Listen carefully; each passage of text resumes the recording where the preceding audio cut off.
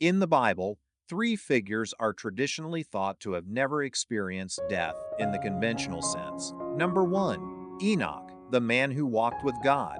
He is introduced in the book of Genesis as the great-great-grandfather of Noah. In Genesis 5:21-24, we read, Enoch lived 65 years and became the father of Methuselah. After he became the father of Methuselah, Enoch walked faithfully with God 300 years and had other sons and daughters. Altogether, Enoch lived a total of 365 years. Enoch walked faithfully with God. Then he was no more, because God took him away. The phrase God took him away is understood by many to mean that Enoch did not experience death, but was taken directly into the presence of God. The implication is that Enoch's life was so pleasing to God that he was spared from death.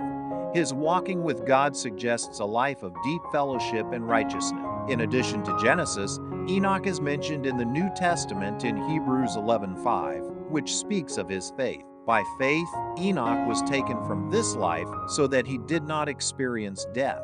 He could not be found because God had taken him away. Number 2. Elijah. Elijah is one of the most powerful prophets in the Old Testament, known for his confrontations with the wicked King Ahab and Queen Jezebel and his miracles, such as calling down fire from heaven on Mount Carmel. His story culminates in a dramatic departure in the second book of Kings.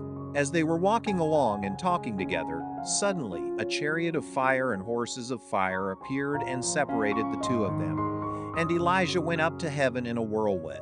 Elijah's ascension into heaven in a whirlwind is one of the most dramatic and awe-inspiring events in the Bible.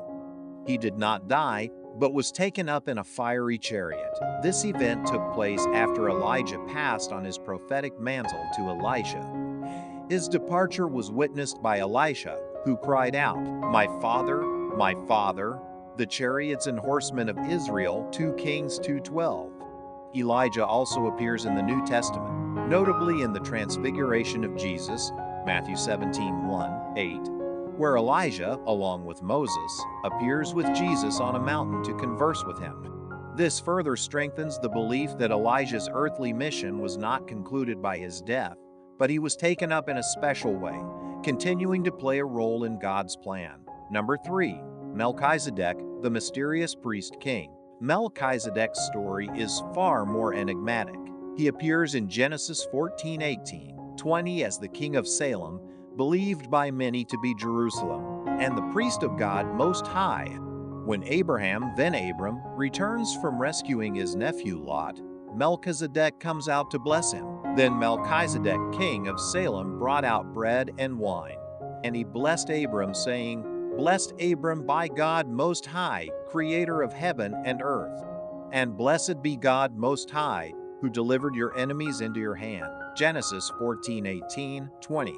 Melchizedek's appearance is mysterious because there is no mention of his genealogy, parents, or death. This lack of details leads to the interpretation that he is a type of eternal or heavenly figure. He is mentioned again in Psalm 110:4, where the psalmist writes, The Lord has sworn and will not change his mind. You are a priest forever, in the order of Melchizedek. This reference in Psalms points to a priesthood that transcends time and is associated with the Messiah.